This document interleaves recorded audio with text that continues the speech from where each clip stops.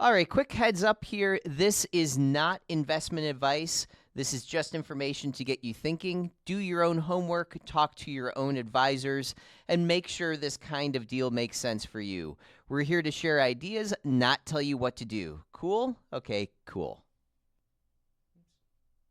Welcome to Invest in Square Feet, the podcast where we uncover the strategies and stories behind building successful businesses. Today's episode is all about marketing, but not the kind that you would expect. Our guest, John, has spent more than 30 years in the business world, from pharmaceutical sales to leading a 90-year-old brand in the optometry space. He's seen it all, what works, what doesn't, and the timeless fundamentals that drive results. If you've ever wondered how to build customer loyalty, adapt to industry changes, and avoid the common pitfalls of marketing, this episode's going to be for you. John shares the lessons that he's learned about creating real connections with customers, staying ahead of the curve, and why flashy ads aren't the answer. Get ready for actionable insights that you can apply to your business today. Let's dive in. I did, and I focused on business administration and marketing. And when I got out of school, I ended up in a pharmaceutical sales job. My territory, I was based in Kansas, and the small town I grew up in is western Kansas. And my territory with that pharmaceutical company was like my high school football schedule. It was the small towns in western Kansas, all of whom knew my father. And so right out of school, shortly out of school, I found myself in that healthcare arena, not by design, but by something that I felt I could do that. I understand what that gig is like in terms of being a pharmaceutical rep. Certainly had met a number of them over the years. They always seemed to drive nice cars and clean up pretty good. So that looked good. And it was with the success that I'd had in that I was given an opportunity to move up, get a promotion, which required moving to Chicago.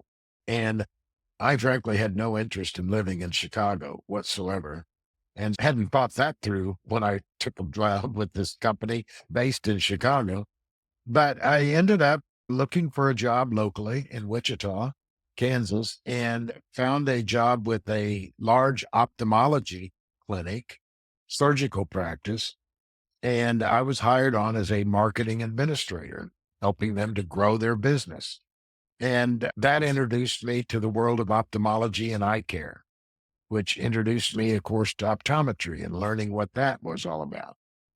Consequently, I ended up being hired from that job 4 years later by an ophthalmologist in Houston, Texas.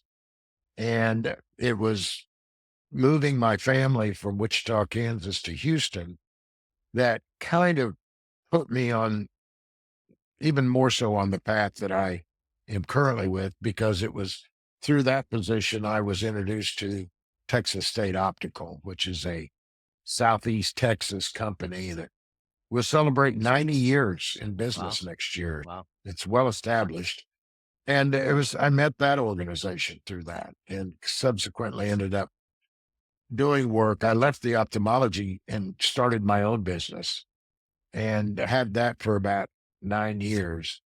And early on, one of the clients that I had was Texas State Optical, and And, did work for them.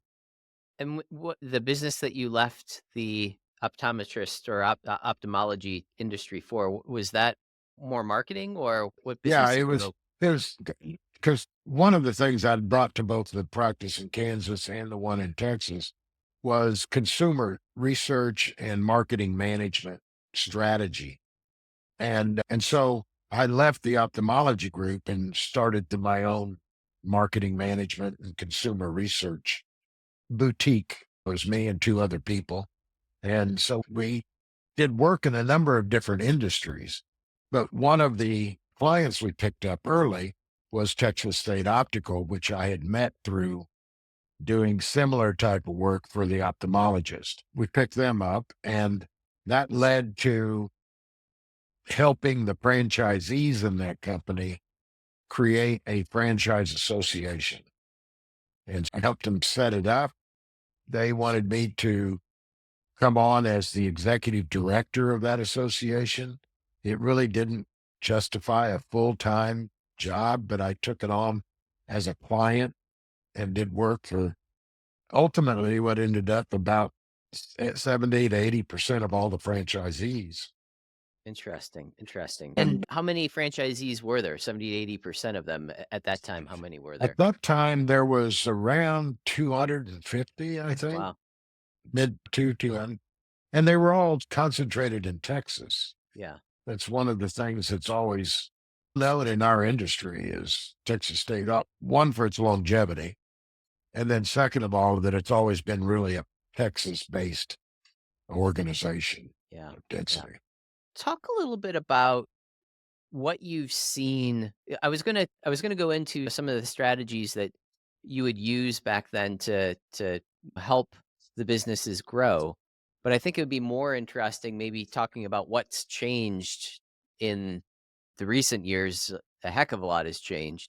But I'm just curious, do you have any advice for people that are doing marketing today? These are the things that maybe are tried and true across the years. I guess that's probably where I'm getting at with this. Is there anything that has always been that steady Eddie, stable, isn't really impacting things all that terribly much, or being impacted by all of the things that terribly much? All right. The basic concept of marketing, I think, is the same today. For instance, if those that understand the academic aspects of marketing, you may have heard of what's referred to as the 4 Ps of marketing: product, price, place, and promotion. And those things have not changed. It's still product, price, place, and promotion. And products change, but what makes a product viable really hasn't changed. And that is largely, does it respond to or provide for a value or benefit to a consumer? Hmm. And so sometimes that's in response to consumer demand. Other times it's, as Steve Jobs used to point it out, consumers may not know what they want. Yeah. But understanding the consumer is always critical to the product itself. Pricing is very important in terms of competition and what else is available. This is just like this product, only it's cheaper. That whole strategy of pricing as the lead for your differentiation.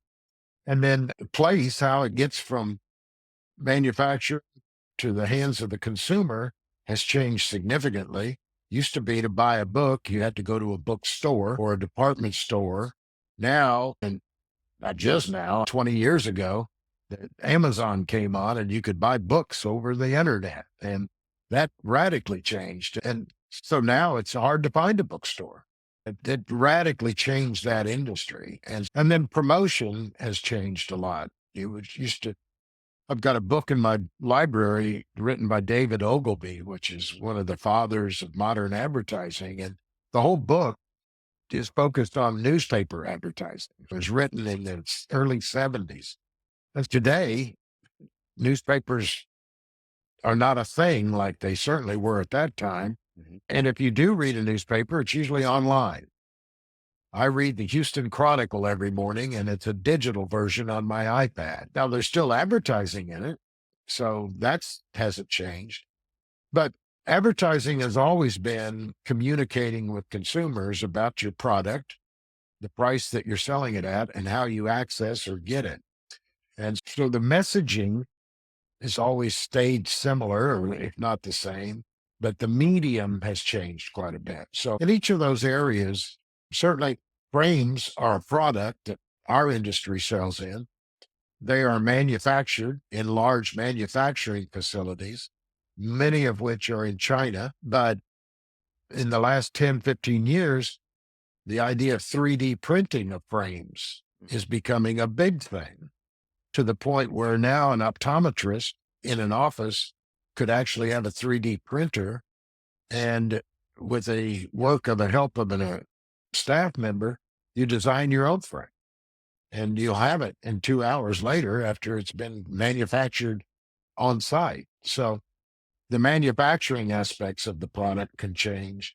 The product itself is going through some slight changes. We're seeing now Luxottica makes a frame, Meta Ray-Ban product.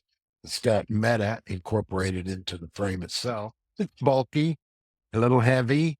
It's the first of what will eventually be a similar iteration like the iPad is today, or we all remember those iPods when they first came out and compare that to the phone today. And you can see the similarity, but certainly the evolution as well. Yeah, yeah, absolutely. Have you seen any of the new Meta Ray-Ban Oh, oh glasses? yeah.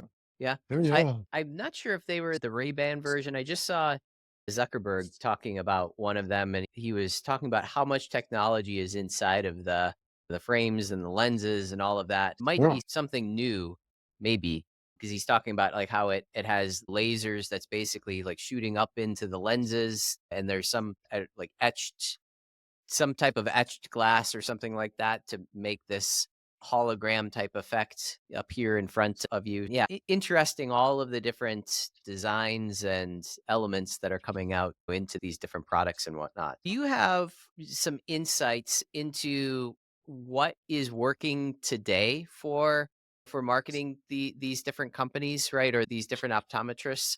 I'm curious, again, going back to the business side of things, is there are there techniques that you're seeing work better today than other elements? Obviously, like newspapers and all of that are gone by the wayside, but I'm curious, like what types of things are you guys really focused in on trying to use more of today? I think that, so one of the fundamentals, there's not a one size that'll fit everybody's situation. There are some commonalities between. If you're talking about in the context of a private practice, a small business, I would say that if I were giving advice, I would say let's go back to fundamentals and let's understand your customer, because the there's I think a illusion of understanding your customer when you feel like you dealt with and served them for the last 25 years. The longer you're at it, the more assumptions you make when you aren't recognizing the changes that are going on in the industry around you. You reach a point that it impacts your financial situation. And for instance, you may start noticing that you didn't do as much business this year as you did last year. And it's not big, you're off by less than 10%. And so you mention it to a couple of friends in the business industry that you're in, and they say the same thing. A couple of them say, yeah, us too. So you begin to think, it's probably just seasonality. It's probably the industry. And then over a period of time, you may see that continue, that trend continue. And then you realize that you're losing a lot of business to a certain competitor, and you're not really sure why. And I know in our industry, that what I'm describing was the online sale of contact lenses. Mm. And then your first reaction typically is defensiveness, and you criticize these heathen that are selling these things online and they don't care about you and so forth, without ever stopping to ask the question, why are consumers that used to buy them from me buying them from somebody else? And because it's important to sit down and get an answer to that. Because if you protect your own mental state by just claiming that, or staying in denial is what it is, by claiming that people just don't appreciate good things or value, these people are luring them in and deceiving them, then you're missing the point. And what's really important, so as a new business or one that's even established, is to make sure you have a mechanism by staying in touch with your customer and finding out. If you've lost a sale or your business is off, go out and find out why. And it could be some delivery. People just like it. I like the option of being able to buy something online. I like the option of you being open on Saturday, and you're not open on Saturday. I live in a suburb, and all of the errands that I need to run, I have to have to do on a Saturday. So by asking some questions, I think that you can learn how to be most effective at communicating. Everybody jumps to the communication. Well, I need to run more ads or I need to put this out there. When that may not be true, or at least if it is, what you're saying in those ads maybe needs to be different. But most often it's the experience people have that causes them to either become loyal and stay or look for other options. It's not the ads aren't catchy enough, or I need to be more Facebook and less Google ads. It's oftentimes what experience are you offering people in the purchase of the service? Yeah. Let's dive into that even a little bit deeper here. And you're absolutely right. I feel like everyone, it's always forward facing. Everyone's looking at the ads or the creative or something's not resonating with the customer, right? But you can find so much out just by doing these interviews. And I'm curious how I'm assuming you probably gave the same type of advice, and we'll get into how you've helped a lot of these franchisees in a few minutes here. But I'm assuming that you've given a lot of advice to these hundreds of optometrist franchise owners over the years, and this probably, I would imagine, is some of it. But how would you how would you instruct them, or how would you give advice on how to collect this? My mind goes toward the digital side of things and technology side of things. Maybe not quite as personal as making a phone call, but I'm just curious if you have any type of a playbook or recommendation on how to effectively gather that type of feedback from your customers, I think there, lost customers. again, I think that it's a combination of several things. What I suggest is certainly having a personal one-on-one communication with people. One of the most effective things that I think any owner can do is call their customers after a purchase has been made.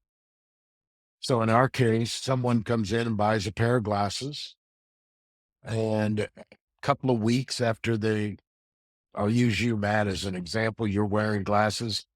So a couple of weeks after you've picked up your new glasses and they've adjusted them and they fit well, you get a phone call from the doctor and says, Matt, I'm just Dr. Marvin. I'm just calling to see how everything's going with your new glasses. We appreciate you in our practice. And I just want to make sure that everything's going and you're happy with them. And if you've got any problems, we want to make sure they're right. And it'll probably go something like, thank you for calling. I appreciate it. But no, everything's good. Appreciate it. Take the next step and say, is there anything else that we could be doing in our practice that would have made your experience a little bit better? And if you ask that to 20 people, a couple of them may say, yeah, actually, it'd been nice if I could have picked them up at 7 o'clock at night and not had to wait a couple of extra days. You won't get everybody. Most people will say, no, it's great. I really like it. So that's one thing. Another thing is send out a letter, a personal expression, and because everybody wants to delegate it to some staff member. And if you own your own business, no one should care about this more than you do.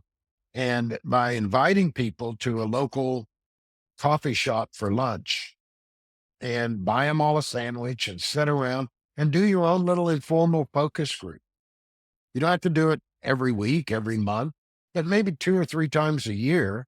Invite 8 to 10 people to have lunch with you.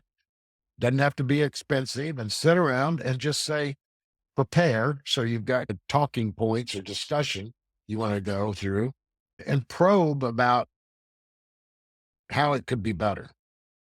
And I think that while I'm a big believer in professionally conducted focus groups because you take the bias out of it, I think a lot can be learned by just sitting down and creating a trusting environment with customers that they can talk to you and give you some, not criticism as much as it is advice. What are things you would like to see different?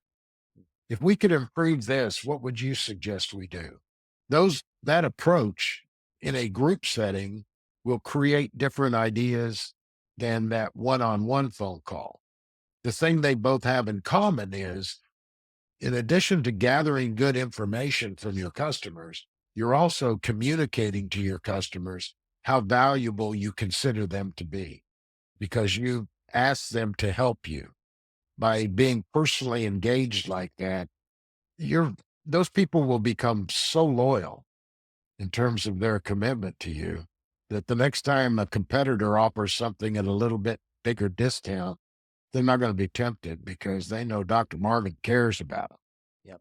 enough to do those things. So those are a couple of small things you can do to gather that information. And And then the work has to follow, and that is you got to follow up and put things in practice. yeah. And I feel like those efforts would stand out even more today than what they did 20, 30 years Yeah. ago because nobody's doing that. Everybody's hands off. It's text messages and not really communicating to anyone. So when you go that extra step, it is going to stand out more. And there are Yeah. probably going to be people that feel like it's a pain having to do those types of things, but they might not necessarily be your right clients, the people that appreciate it. That's who you're trying to attract. Yeah, I love that. I love that.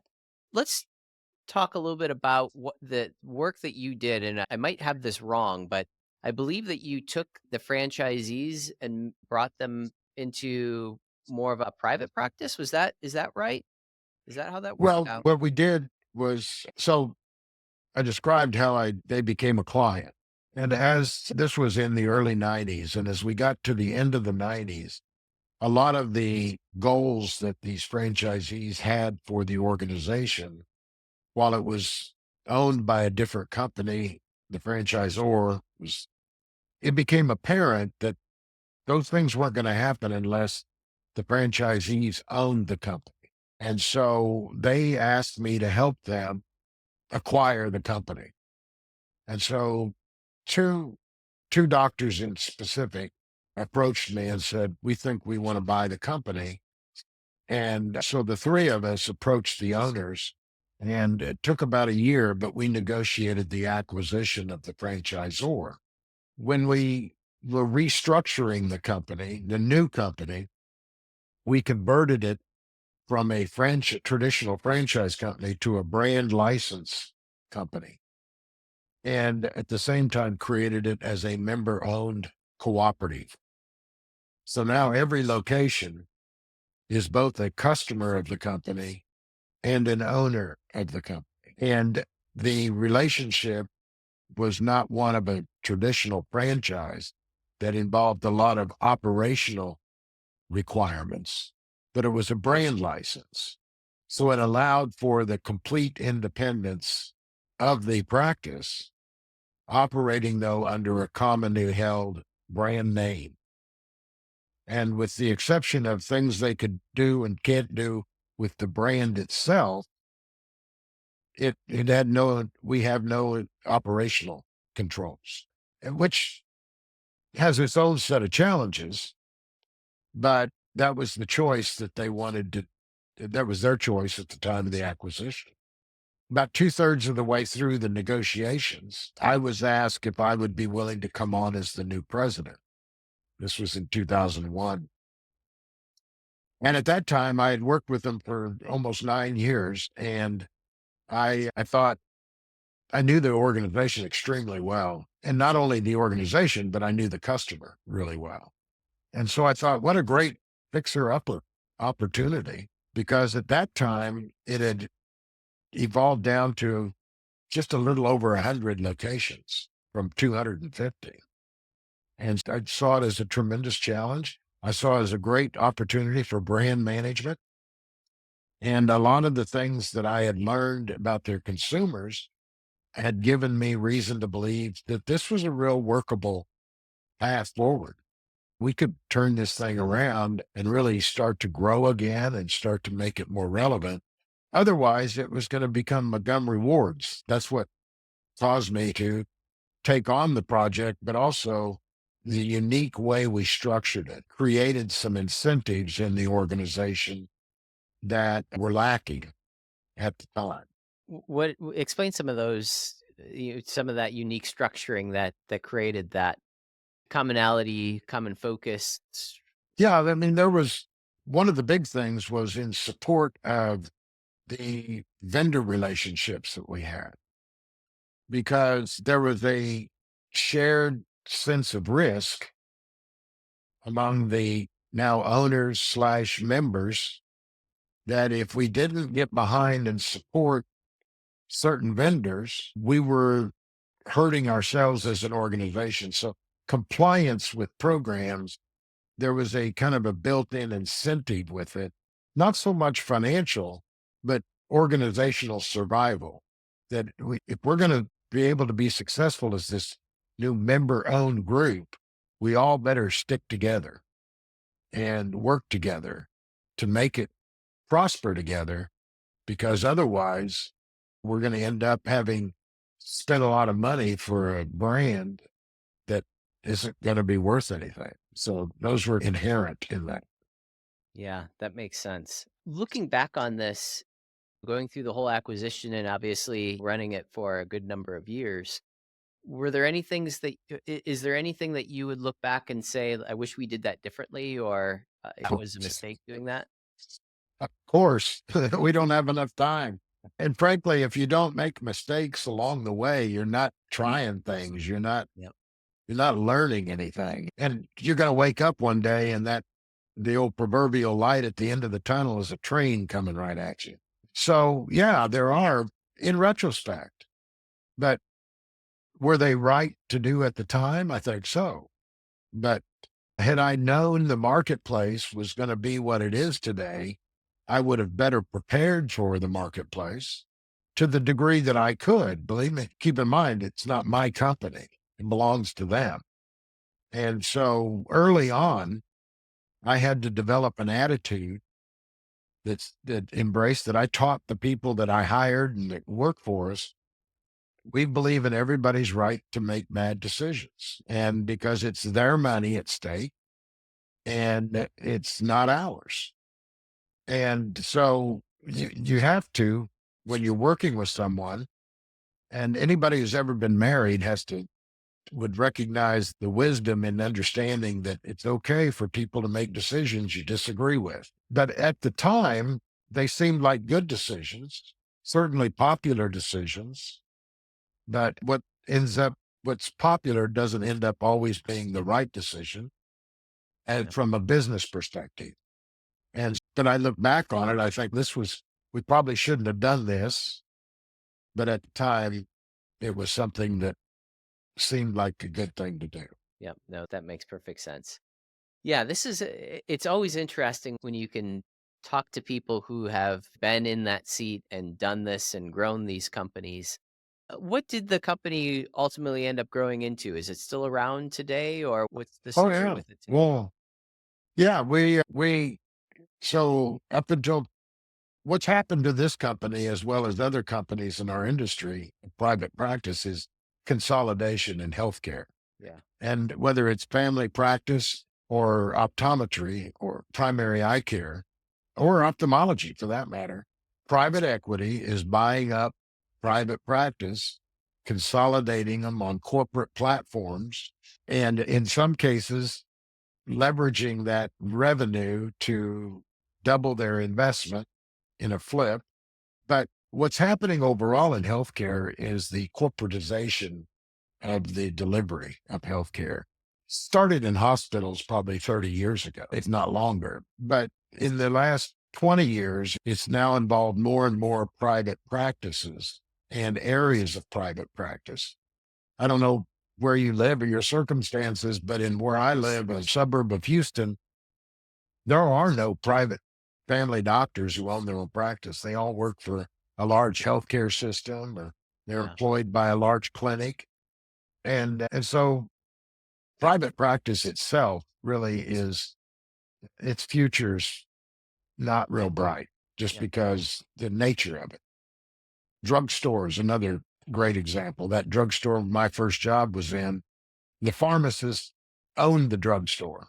Yep. And but you can't find that much anymore either. So Yeah. things have changed quite a bit, and we've had to figure out strategies to work with that. We've had about 38% of our membership been purchased by private equity Okay. funded corporations. And along with that, a sizable amount of the revenue And as a corporation, we are paid a percentage of revenue for our brand. Yep. And so as those changes have happened, we've had to sit and figure out, okay, what's the next 10 years going to look like? If we know what it's going to look like if we don't do anything, Yeah. but what is it going to look like and what are the options we have for sticking around till this brand hits 100 and which is about 11 years from now. Yeah. Yeah. Yeah, That's amazing that it is that well or that mature of a brand. Yeah, that's fantastic. mm. I feel like this might be a good point. Was there anything else that you wanted to touch on before we switch over to the life crafting segment? No, I think that the only other thing, Matt, that I'd probably add to this is we've talked a lot about kind of the dynamics within the organization and small business strategies of consumerism and how you stay in touch. I think I write a column for a magazine called Envision, which is an industry magazine. Hmm. So I'm often asked, what advice would you give young for optometrists or even small business? And I think the main thing that's important is to start doing something. Because if you wait until you know all the answers, I've studied the topic completely, until you do anything, then you'll never do anything. And decide what it is you want, which is always the most difficult part of it. But once you do, then start moving towards it because your expertise and success will come in the doing of it, not in the studying of it.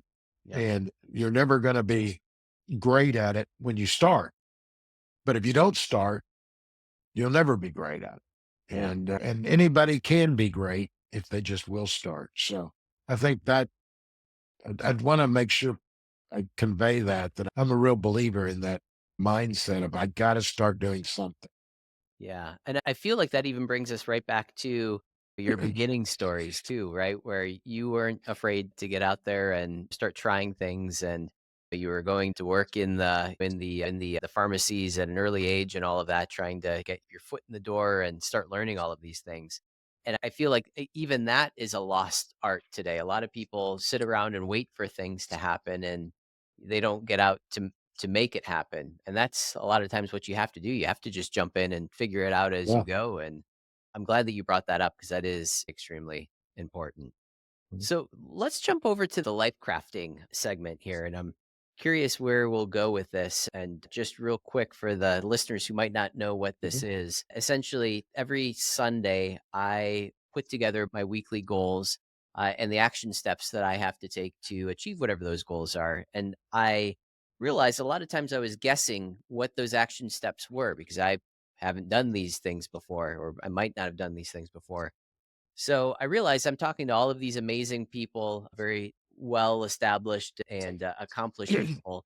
So I thought, why don't I just ask them what some of the things that they really feel are valuable in their own life? So the question that I like to ask our guests is, what is the highest ROI activity in your life? And then we can explore that a little bit and dive into exactly how you go about accomplishing that. So, what is your highest ROI activity? A daily to-do list. Right. That's been influenced by a lot of different sources, probably as much as any. Franklin Planner, which I used for decades. Then I became digitized. And so but I follow the same basic structure of that. And I have a daily to-do list that I prioritize. And I add a time, I tag it. I create a series of tags that are 15 minutes, 30 minutes, 60 minutes, and 90 minutes. And so as I build my to-do list, I decide how long is this going to take me to accomplish? And I'll put a tag on it. And then I create in the program I use a smart list of all of the 15-minute to-dos with today's date. And so I can quickly go to that list and know, okay, I've got 6 things on my list for today that take 15 minutes. And then within that, they're prioritized. So the ones that are the highest priority on top, by lowest priority. And I have the ability to look at 30 minutes, 90 minutes. So as I plan my day every morning, I can structure it. Okay, I've got these meetings. I've got an hour and a half between this meeting and that meeting. I can look at and decide, okay, I'm going to take 15 minutes to do this one, 30 minutes. I'm going to knock that out. Then I'm going to put 15 minutes back to back for another third. And I just build the entire day like that. And that's done every morning as a part of that getting ready for the day standpoint, which is built based upon week, a month, and a year plan. But the thing that gives me the ROI is what I'm doing today. I'm a student of John Maxwell, and he says that you're never going to change anything in your life until you change what you do today. And so structuring today is extremely important to me, and I believe accomplishing.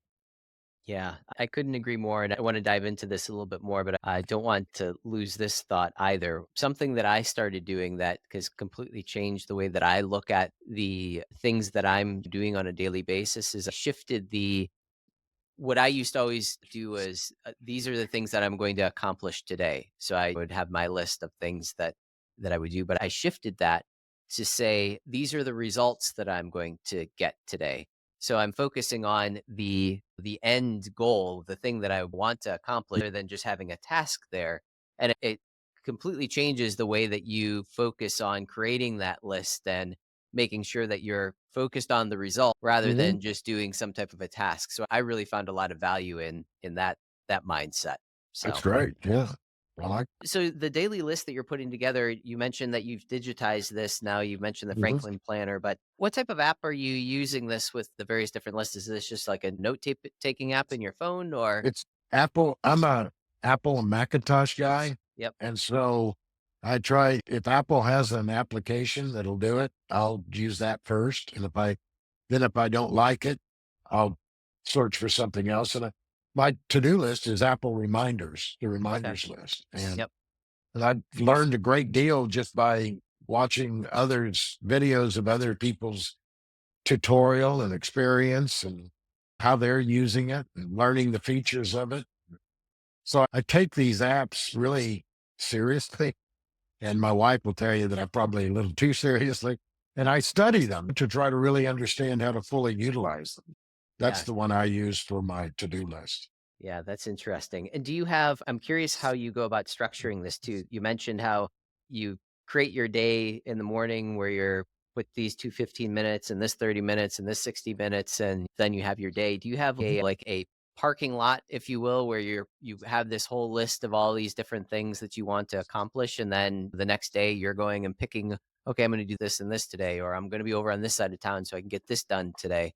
Is that how you organize yourself, or is this really a daily task where you're putting together your to do list that morning and applying the time measurements to it? I my universal set of reminders are divided by personal, Texas State Optical.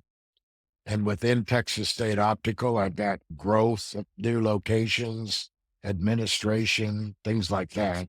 And it's born out of a larger plan. So the things that are on those lists come from a larger set of goals. And I've broken those down to say, okay, these are the ones I need to get done during this quarter or this month or this week. And when I load them into the master list, I I decide where they're going to go in both terms of list, sub list, if you would, within Texas State Optical, what category it's going to get in, and then how much time I think it's going to take to do it. That was a big step forward for me when I started putting times on them, because otherwise I'd end up with 25 things on my list, Yeah. none of which could get done in less than a year and a half, excuse me, an hour and a half. And so I just didn't get stuff done. Yeah. And so when I started saying, no, I could get that done in 15 minutes if I just focused on it. That was a big game changer for me. Yeah. But and then because of Siri, I can, as I think of things, I'll throw it in and it'll end up in a parking lot inbox. And later I can go back and look at those and go, that was stupid and delete it. Or I Yeah. can say, this was a good idea. I'm going to stick it here and start building it into my schedules. I collect them at random or from structure. both of them end up going through this organized approach to even personal stuff. If I'm going to check with the city of Houston on something, it ends up getting a time amount labeled on it. And then it's all tied to a calendar. I use the Apple iCalendar. Yep. And when I go to book my appointments, I actually drag them for reminders, these tasks onto the day so that I know that right after this meeting, I've got 3 things I'm doing, and that'll take me an hour and a half before my next meeting. Yep. Yep. No, that makes perfect sense. And I want to go back to, you mentioned what a transformation it was when you started applying the time to it. I would imagine that before that, you were probably really disappointed or constantly feeling like, I'm never going to get all of this stuff done. And then you feel deflated that you didn't get all of the checklist items done for the day. And it has a negative effect on you. But when you can go through and you know that you have this process and you know how long things are going to take, it feeds you and you feel like you're getting things done for that day. So I would imagine that's what really charged you up and made you want to do this even more. Would you agree? Yeah, I like a lot of people would look at my kind of master to-do list and go, okay, I'm going to do that tomorrow, or I'm going to do it Thursday or Friday. I'd pick these days and that morning, Thursday morning early, I'd look at that list and go, holy mackerel, I'm never going to get all this done. And so I started then. The thing I love about digital, it's easy to set a new date on it. And you go through that exercise where the old Franklin planner was, I had to rewrite it someplace. And after you've rewritten the same list about 16 times, you start realizing how to better approach this. And so, yeah, I found myself oftentimes with twice as much on my plate. And at the end of the day, when you've really only checked off 4 of the 12 things, it is demoralizing. It's, oh my gosh. And you either did that because you goofed off most of the day, and that demoralizes you. You feel bad about that, or because it's like going to the grocery store hungry. You end up taking on far more than you could actually do. Yeah. Yeah. No, time is an interesting thing when you really start appreciating it and trying to utilize as much as you can out of the day and get as much done as you can. It does tick you off when there's those little things that take longer than what they should or derail you from Yeah. the path that you're on. I love that. John, if people wanted to learn more about you or the company, what would be the best way to reach out and do that? You can start with our company website, tso.com. There's a contact us section there, and you can write me there. It's answered every day. We go through that every day. And I have an assistant that helps put everything that goes to me or is written to me, sends it to me. Also, you can reach me through LinkedIn. I've got a LinkedIn profile, and it's the only social media area that I really utilize for business. I, like every proud grandfather, have used other platforms for those types of relationships, but LinkedIn is probably the best way to get in touch with me that way. And I write you back. And if you'd like to jump on a meeting like this, a video conference or a telephone call, I'm happy to do. Yeah, love it. John, this has been fun. I appreciate the time and a lot of learning nuggets in this one too. Again, it's always fun being able to learn from people that have walked in those footsteps already. So I appreciate the time. Thank you, Matt. I really appreciate the invitation. And if there's ever anything I can do to help you, you let me know, would you please? We will do that. Okay. That's a wrap on today's episode of Invest in Square Feet. John's 30 plus years of experience remind us that marketing isn't about chasing the latest trends. It's about understanding your customer and delivering an experience they'll never forget. From staying curious to asking the right questions to making personal connections, the timeless fundamentals John shared today are universal for any business owner or marketer. If you found value in today's conversation, don't forget to subscribe, leave a review, and share this episode with someone who could use these insights. Remember, the best investments you can make are in your own customers, your business, and yourself. Thanks for tuning in to Invest in Square Feet. We'll see you next time for more stories and strategies to help you build a business that lasts.